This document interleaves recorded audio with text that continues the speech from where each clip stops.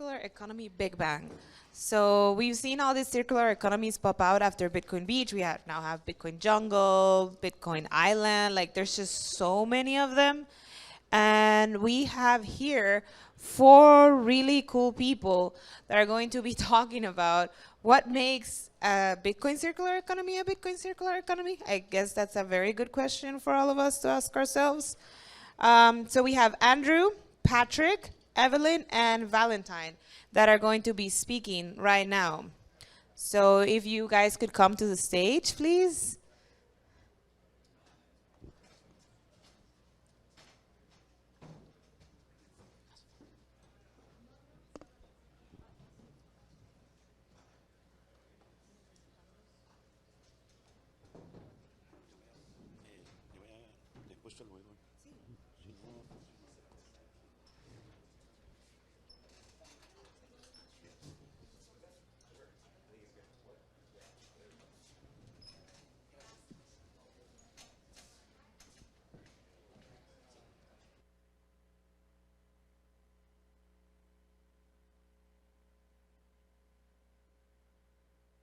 One, two, check. What's up, guys? Is everybody enjoying adopting Bitcoin? It's insane. It's my 3rd year, and like the vibes are just too high. I just posted a tweet. It's like, who's chopping onions? I got Berlin over here on the last stage. We got the whole group over here. They brought like 15 people from Berlin. And they're like these crazy gringos coming to our town and helping out, and they're banding together, and they're building a fucking amazing community. I'm going on Friday to check it out. I'm like really excited. We're gonna kind of slow roll and get started, let a couple people filter in. But funny story, you might have seen this chart. It's had a few iterations, and every time I post it, I've kind of done this because I work at Galloy. My name is Andrew. I've been studying, like following. I call myself like a student of the circular economies because I don't know, it's just so inspiring, I guess. But so when I joined, I looked at Bitcoin Beach, and I tried to stay up and figure out like where all the projects are. So I post these graphics, and then like somebody like Patrick will hop up and be like, excuse me, we started in 2014. Accepting, driving a circular economy, and it's like, holy shit. And last time we posted it, you see one over there, the yellow bee. This guy comes up and he says, excuse me, and he sent like a YouTube video, and he's like, we've been in Trentino, Italy.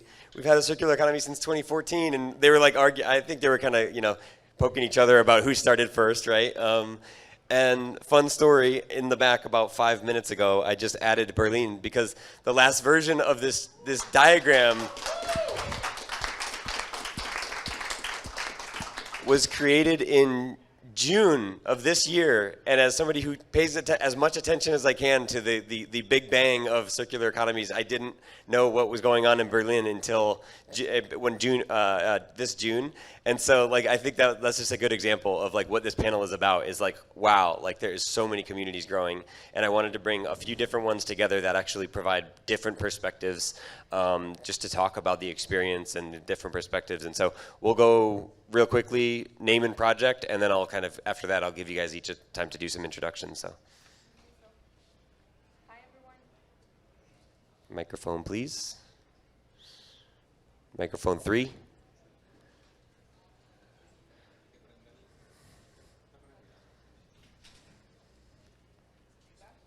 Check, check.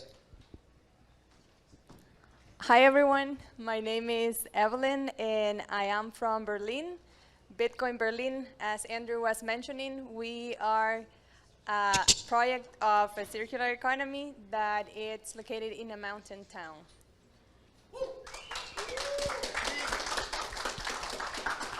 Hi everybody, I'm Patrick van der Meijde.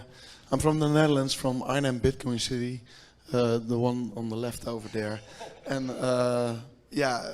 just one of the first to actually start a Bitcoin community, but actually not the first one to start a community, but the longest running is actually what's the right wording of it.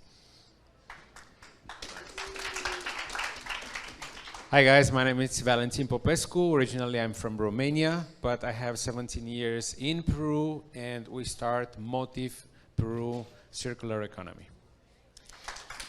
Actually, it says 2021, but it's 2020, but we are okay. We want to be in 2021. You didn't read the no. fine print. No. Not all inclusive No, and not in no, perfect order. No, no, I'm not Roman. Roman wants to be like the first. No, I'm joking. Of course.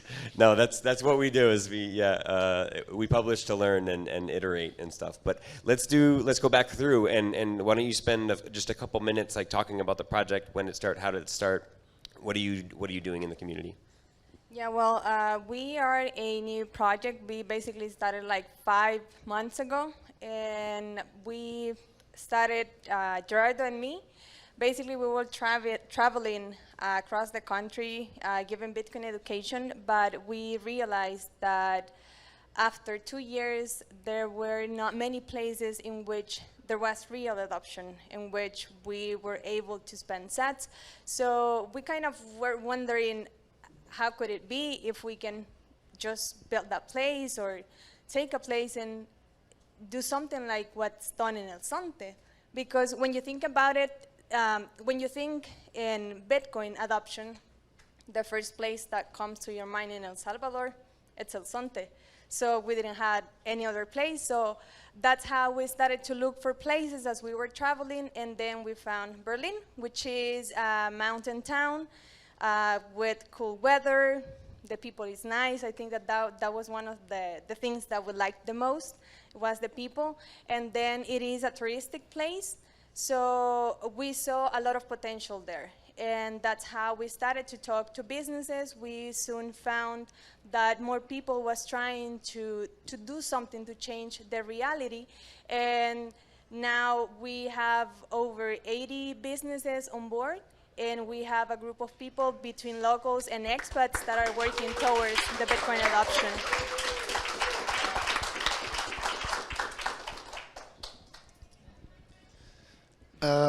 So Arnhem Bitcoin City was founded in 2014.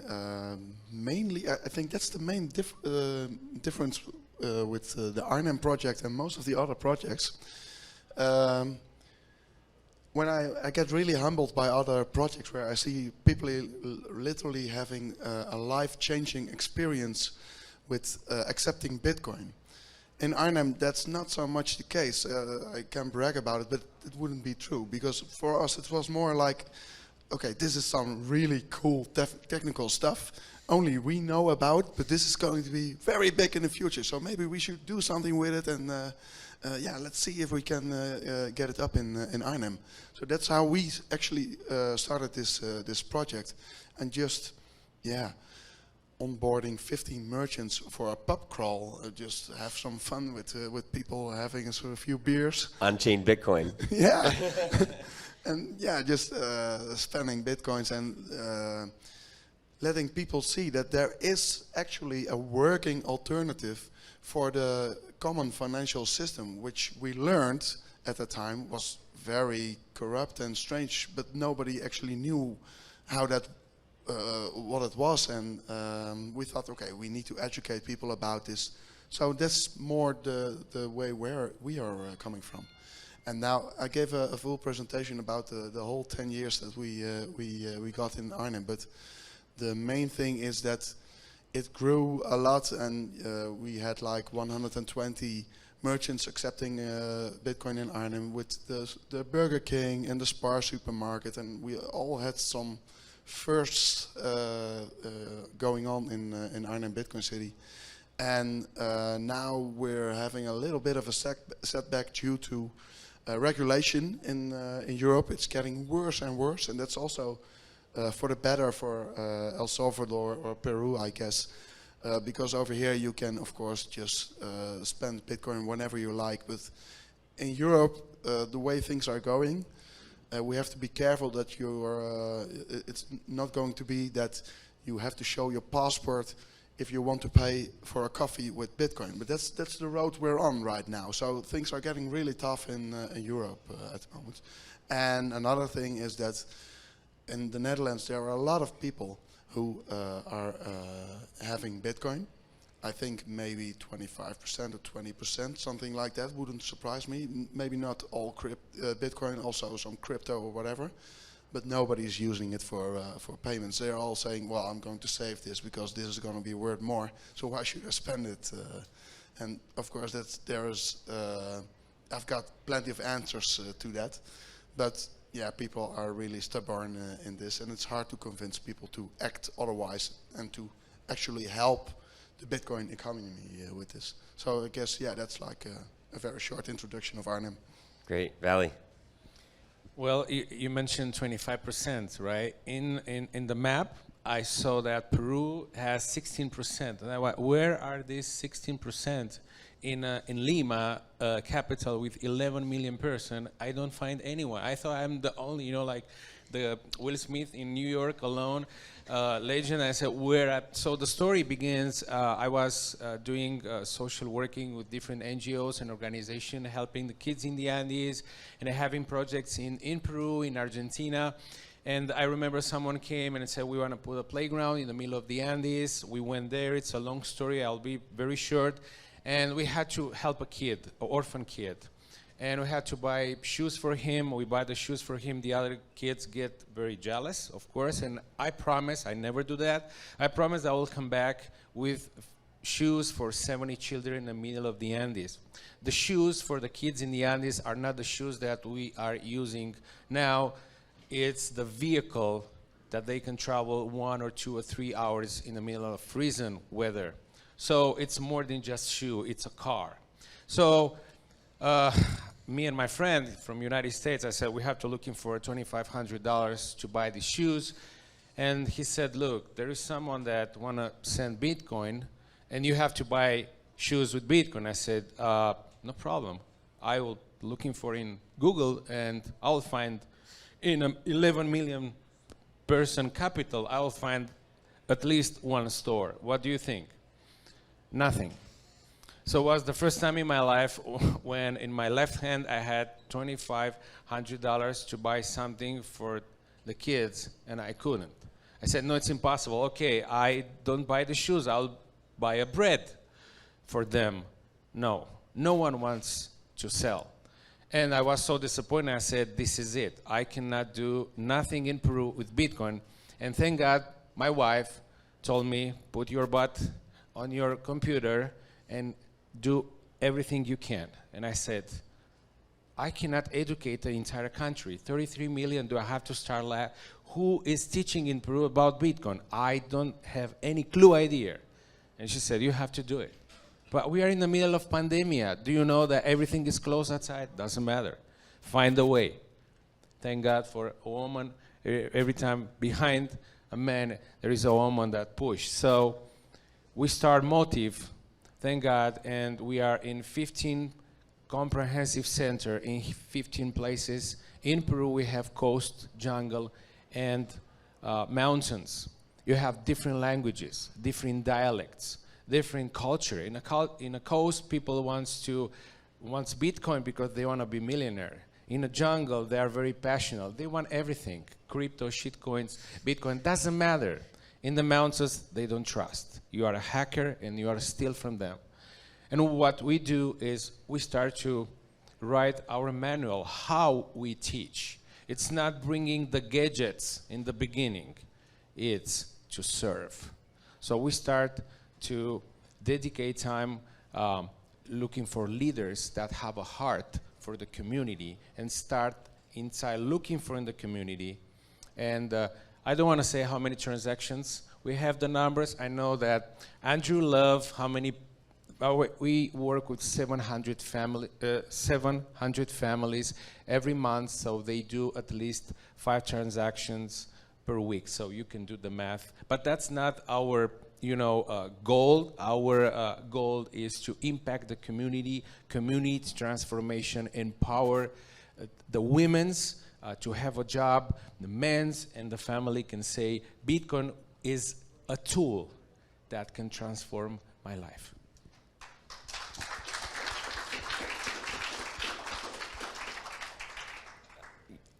As happened with many of these communities, right? I work on Blink, and our job in terms of Blink is to build a tool to make Bitcoin as a tool simple to use, simple to teach, simple to, for payments. And like many of the projects, I learned about what was happening in Peru on Twitter because there was some article about like the Peruvian Andes and this project, and you see a picture, and I'm like, is that the Bitcoin Beach wallet? This was like, a year and a half ago or more. And so I send it to the team. I'm like, they're using the Bitcoin Beach wallet? But as you should know it, I mean, 20,000 plus transactions is not uncommon. There are more Blink users in Peru, I think, than the next 3 countries after El Salvador. Than the next 3, 4, 5. I mean, it is unbelievable what they're doing. I think in Peru in terms of that circularity, especially. And I don't know if you all saw the recent Joe Nakamoto and Paco trip to Peru, but they were. That really lit on fire because Dan Held joined the party. Dan Held joined the party and called it virtue signaling that you're using Bitcoin. So anyways, thank you guys for the intros. I've got a couple questions. I don't know if there's a timer here. How many minutes are we left? How much? Good. Yeah. How much? 15. Perfect. So I've got a couple questions maybe for each of you, and first of all for Patrick. Let's go chronologically in order of date at this time. What can you give us? So you gave a presentation earlier on the full 10 years. Can you talk to us about like what does it look like today?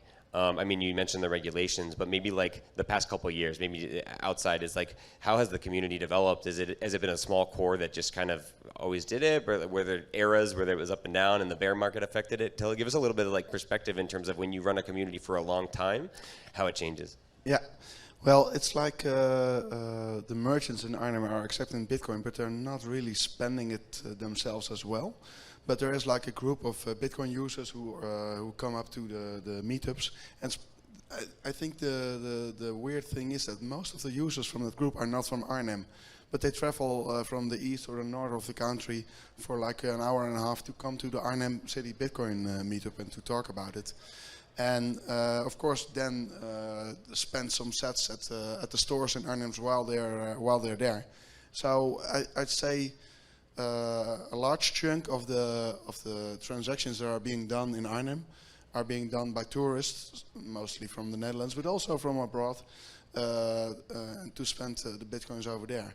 So when you're running a Bitcoin city like this for 10 years, you have like a lot of things are changing over 10 years. I think from the initial 15 merchants where we started with, the majority of them don't even exist anymore because we had a COVID period with lockdowns. Some of them didn't survive.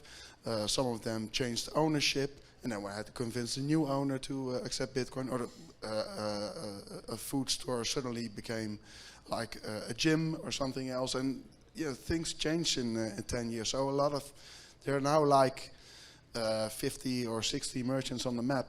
But I think I orange pilled like I think 250 would be fair to say over the years. You're going to lose a lot of them in all those years. So that's just a thing. So the merchants themselves are not too active to spend the bitcoins themselves. They're also on the camp of this is a nice stack growing, and why don't I keep it there?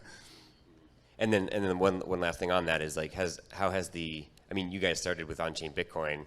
I assume now there's Lightning. Yeah. Like, how has the technology shifted? And I think you built a company for the purpose of trying to. I don't know whether the company was to drive the community or vice versa, but can you talk just a little bit about the technology? Yeah, the company that I'm running, Bitkassa, was just mainly focused on getting merchants, lower the burden for merchants to accept Bitcoin. It's nothing more than just a website where they enter the amount the customer has to pay, and generates a QR code, and as soon as it's paid, they have an email with the confirmation that, hey, the payment has been done, and of course they get reports afterwards and that sort of stuff. So in the beginning it was all on-chain, and that is not a safe option. We were accepting zero confirmation fees, so yeah, we were taking a risk, but back then everybody was already happy to be able to pay with Bitcoin, and we were on this like, okay, if we're going to get scammed once or twice, then maybe we'll reevaluate our position on this, and then we have to search for something else or search for a solution. But actually that never happened, because how often, for instance, do you not leave just the cash amount on the table when you have been eating at a restaurant and walk away, and the cash is there and people just leave it there, and things are going great, and that's also with the Bitcoin. But that was not something that we were very willing to scale worldwide or so. So we thought, okay, let's keep it a little bit, and it did some really good due diligence on companies from abroad, because you need to keep an eye on things like that. And then in 2019 we were able to activate Lightning networks, and actually a lot of people still use the old-fashioned wallets and paid on-chain. So we couldn't just switch it off immediately, because that would frustrate a lot of customers. So actually we only turned off like the on-chain payments for a month or so now, because there was like a big Bitcoin conference in Amsterdam coming up, and we thought, okay, these are tech-savvy guys who are going to prove that we were wrong in accepting zero confirmations. Let's just now shut it off, and before shit like that happens. So that's the story behind it. Yeah, protecting yourself against the shaming, the lightning shaming on Twitter. And then the Lightning payments were working very, very good. So there was not actually a reason to keep on having that risk attached to us.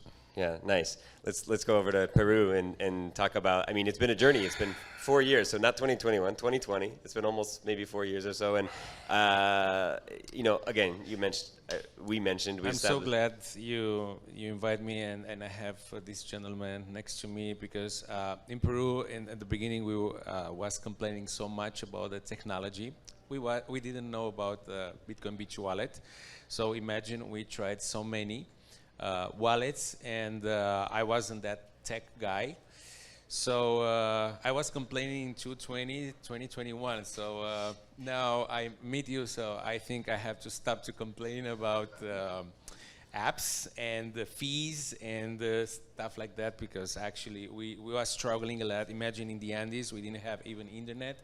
I remember first time we did my first Bitcoin, because at that time we had to do it, and to make someone to experiment, I remember we paid the fees $28. $28, just one transaction. So I said, how can I give an inform to a donor? I spent $28 for a transaction to show to someone to use a wallet. Now that lady had to come back. So it's $28 plus. I sent just $1. It was $28, the fees. So actually, in the beginning, we failed. And one of the problems in Latin America, as a Romanian actually, not West Europe, East Europe, one failed means the end of the world. You feel like, stop it. You do wrong, do something else.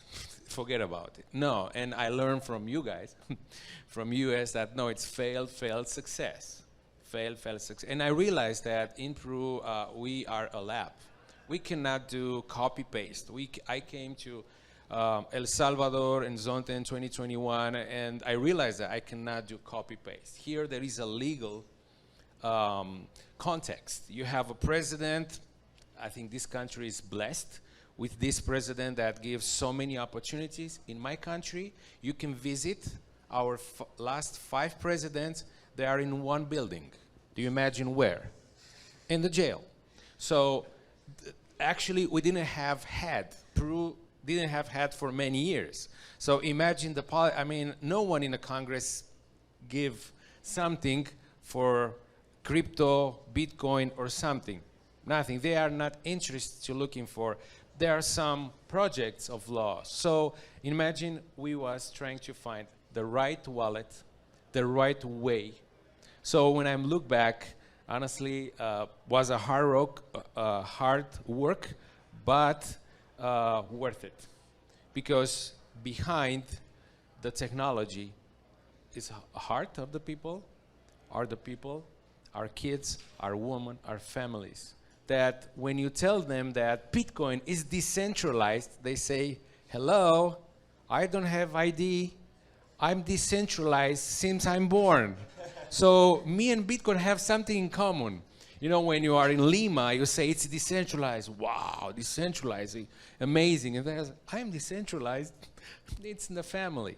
So if I have to look back, we had struggles. And for those who are starting new projects, don't be afraid to talk about the obstacles you had, because we want to learn.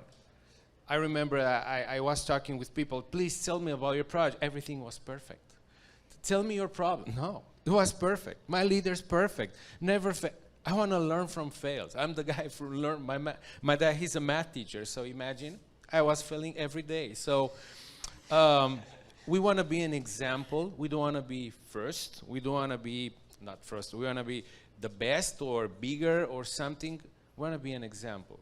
So I think if I have to look back, I have to be grateful for the tools we had in the beginning, in the middle of pandemia. No one want to come close to you to do a QR scan like that, you know, like stay away from me. And I think we win trust. And we win trust now not just because we are a good example as leaders in a community serving, but because Blink did a good job, and Blink doesn't pay me, by the way. They don't give anything, but they give us huge support, and the updates you guys did to add soles, pesos there was a lot. Imagine in the Andes to tell to a lady that doesn't know how to read and to write. She said, I have to receive dollars. How do I do the math of that? And I said, I don't know how to explain you in Quechua and how to teach you how to read. So I have to go back to Genesis, you know, so many difficulties, but we are grateful for all the tools we have today. Wow. Thank you. You can clap.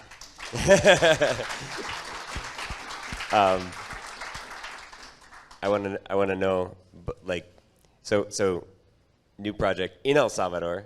You know, I would say, and maybe building on what they said, like, I want to know the secret sauce. So, like, other people that are trying to build communities, like, you've obviously tapped into something very powerful in Berlin.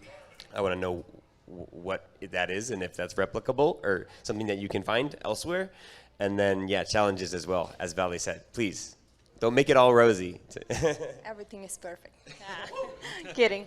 Yeah, so being in a country where Bitcoin it's a legal tender, you would imagine that everyone and everywhere you go, you can pay with Bitcoin.